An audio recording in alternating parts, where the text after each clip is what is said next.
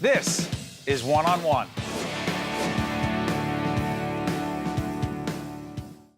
We're pleased to welcome Dan Mannarino, anchor, Pix 11 Morning News, every weekday morning, 6 a.m. to 9 a.m., the pride of Woodridge, New Jersey. How you doing? That's right. Thank you for having me. I'm excited to be here. Honored to meet you as well. Well, I appreciate that. Yes. Now, you've had an interesting career. As young as you are, Yes. You've been in this business from day one because you love it? Because I love it. Actually, I went to college for pre-law. Yeah. It's funny how things work. Where'd you go to school? I went to Manhattan College in Riverdale. Okay. And a journalist came to our class, spoke to us about journalism, and from there on, I had the journalism bug. I was like, okay, forget What was pre-law. It was the opportunity to hold people accountable in certain situations. It was the opportunity to reach out to communities that you were part of at one point and serve and bring a message of hope and positivity, but also to be, when that journalist came to us, it was about bringing members of the community in and getting them to be able to express their message that they can't get to a smaller audience. And it bit me, and here I am. It's interesting, Pix, along with some of the other local stations, I mean, the morning news, morning television is so incredibly competitive. What do you think differentiates your operation? I think morning television is a beast because you have to really encompass everything. Not only are you up at 3 o'clock in the morning, which is a struggle, and we're on the air starting at 4:30, but I think it is the opportunity to not only give people their local news, world news, but the opportunity to give someone something to smile about as they leave the door in the morning to go to their job, to go to school, wherever they're going. They want to be informed, but they also want to be happy. Sure. And they want to smile and be able to talk about something when they get to work. That is on us. And your co-anchor is? Betty Wynn. Did you guys meet together first time? They say, let's try these two together. Is that how it worked? You know, actually, when they paired us up, we had met for lunch. But that was it. We never had an on-air screen test. It was, look at us there. We were actually hosting the Veterans Day Parade along Fifth Avenue.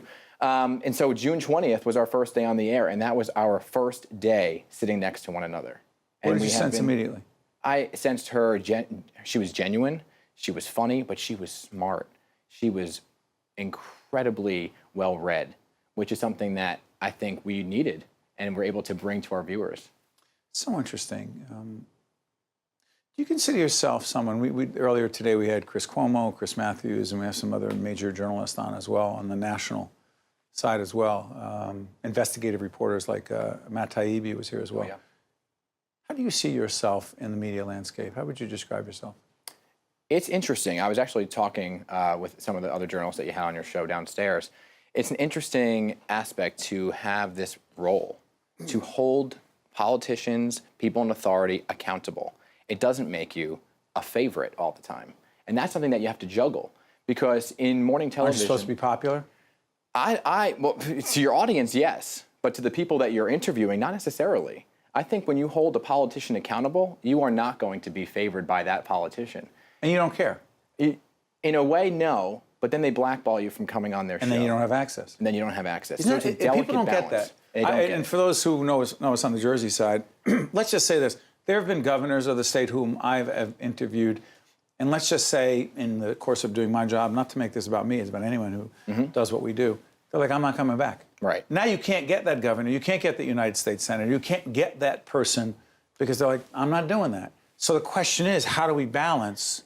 And it's a delicate balance. It's a delicate dance that you have to approach every single day. How I like to do it is reach out to the viewers. So if we know a politician's coming on, I won't name any names, but I'll reach out on Facebook, Twitter, Instagram, say, what are your questions? And then pose that it's actually coming from the constituents that put them in office. So then it's not on me. You don't have to dislike me. But Hey, it's not me. There are other people who want to know. There are people who want to know. The other part about you that I find fascinating is your charitable work. Talk about it. Yeah, I'm a Catholic schoolboy. I grew up in Catholic schools, and for part of your high school career... You went to Catholic school in Bergen County? I did, North Arlington, New Jersey. Don't say you went to Bergen Catholic. No, I went to Queen of Peace. Queen of Peace, okay. Yes. Which isn't, okay. It actually shut down, but it was, when I was open, it was a Blue Ribbon School Excellence. Essex Catholic High School, shut down. It's incredible how all these schools are shutting down. That's another show, but yes. We're Catholic school kids. But you have to have service hours. We did not graduate in the same class, just want to clarify. What are you laughing? Don't laugh too hard. Good, what do you got? You had to have community service hours. I had the Christian Brothers who ran my school. Yes, and we had the Jesuits, and we had to perform 14 to 16 hours of community service every semester. And for one of those opportunities was Camp New Day. And that Camp was New Day. For special needs community, for adults who have Down syndrome, autism, on the spectrum, whatever it is, they needed volunteers. And it was an opportunity to say, you know what, let me go do these service hours, knock it out in a couple of days, and I'm done. And 16 years later, did you get hooked? I'm still part of the organization. What hooked you? I mean, look at that smile. This is somebody, that's Carolyn. She is amazing. And what people, I think, don't realize is these are people who can hold jobs, who can make you smile and give you something that gives you that element of hope to go about in your day, but it also keeps me extremely grounded. And from there, I realized not only did Camp New Day need funding, but there are special needs organizations throughout the country that need funding. And so my friends and I figured a way to do that. We founded an organization called the Circle Up Foundation. The Circle Up Foundation. Circle Up Foundation. And the reason we did that is because every night before we went to bed at Camp New Day, everybody would circle up, sing a song, and go to bed. And that's how we came up with the name. How important is it to you to make a difference, not just as a journalist, but as a citizen of this community? Extremely important. I think that's what keeps me going every single day. The job is one thing, but when you can reach out to members of your community and see the impact that you're making, that is what makes everything else seem like it's nothing.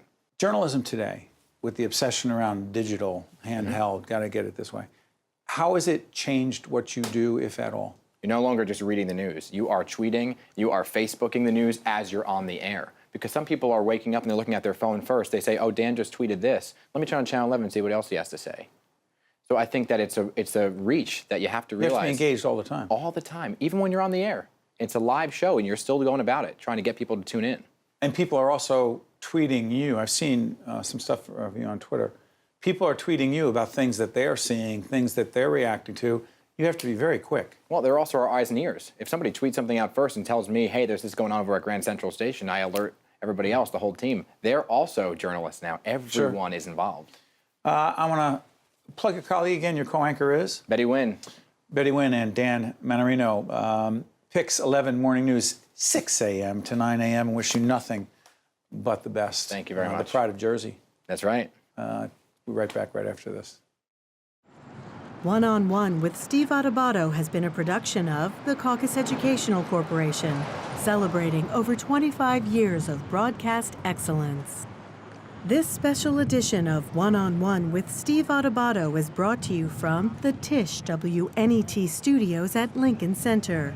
Funding has been provided by NJIT, Holy Name Medical Center in Teaneck, New Jersey, QualCare Inc., New Jersey Sharing Network, the Russell Berry Foundation, Suez, and by NJM Insurance Group. Promotional support provided by NJ.com. Small news, big news, true Jersey. And by HipNewJersey.com. Live hard, work hard, play hard. You're from New Jersey, and so are we. Transportation provided by Airbrook Limousine, serving the metropolitan New York, New Jersey area.